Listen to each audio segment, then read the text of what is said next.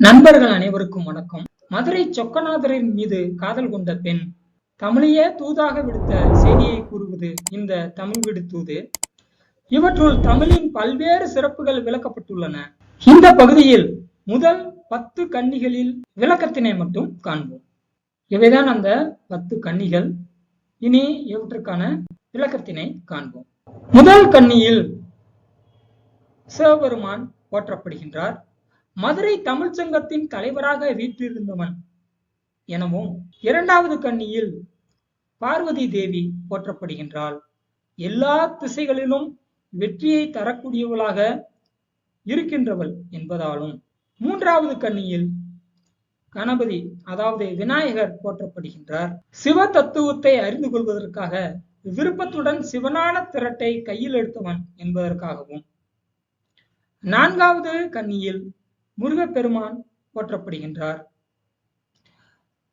தமிழ் சங்கத்தில் புலவர்கள் அனைவரும் இறையனார் களவியல் உரைக்கு எந்த உரை சிறந்த உரை என்பது தெரியாது தயங்கி இருந்த நிலையில் அவர்களுக்கு சிறந்த உரையை உணர்த்தியவன் முருகன் என்பதாலும் போற்றப்படுகின்றார். ஐந்தாவது கன்னியில் திருஞான சம்பந்தர் போற்றப்படுகின்றார். 3 வயது இருக்கும்போது பார்வதி தேவியின் அருளால் பாலுண்டு தமிழ் மற்றும் வடமொழியில் புலமை கொண்டு தேவார பாடல் இயற்றியவர். 6வது கன்னியில் போற்றப்படுபவர் சுந்தரர். இவர் 3 வருடங்களுக்கு முன்பு முதலை விழுங்கிய பாலகனை சிவபெருமானிடம் பாடல் பாடியே அவனை மீட்டுக் கொடுத்தவர். 7வது கன்னியில் திருநாவுக்கரசர் போற்றப்படுகின்றார். பிரம்மனும் திருமாலும் தேடியும் காண முடியாத அடிமுடியை இவர் தேடாமலேயே திருநெல்லூரில் தேவாரம் பாடி பெற்றுக்கொண்டவர். 8வது கன்னியில் மாணிக்கவாசகர் போற்றப்படுகின்றார். சிவபெருமானே எழுத திருவாசகத்தையும் திருக்கோவையாரையும் அருளியவர் என்பதனால் போற்றப்படுகின்றார்.